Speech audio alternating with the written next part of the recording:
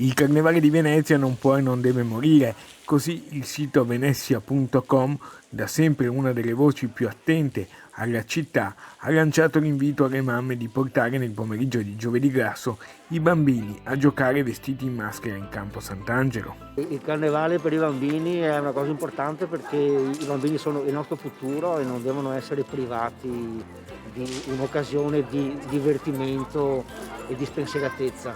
Mancano i turisti e non ci sono certo le folle oceaniche dei soliti weekend di carnevale a cui eravamo abituati, ma qualche maschera in giro per la città, di veneziani e veneti sbarcati in laguna per la classica gita fuori porta si vede.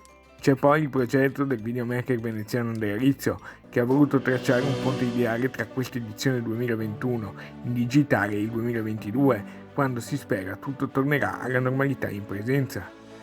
Ecco arrivare a Palazzo Pisani Moretta con il principe Maurice, la presidente del Consiglio Comunale Ermelinda Damiano, con il vestito delle grandi occasioni.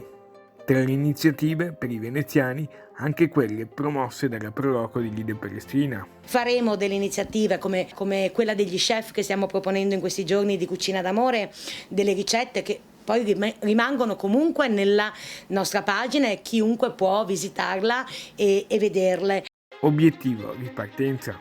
Stiamo bramando di ricominciare dal vivo, per così dire, però vediamo che stiamo ricevendo un sacco di materiale per gli animali, che è il contest che abbiamo lanciato quest'anno del Mascotte and Love. C'è grande amore per gli animali e di questo ne siamo molto felici.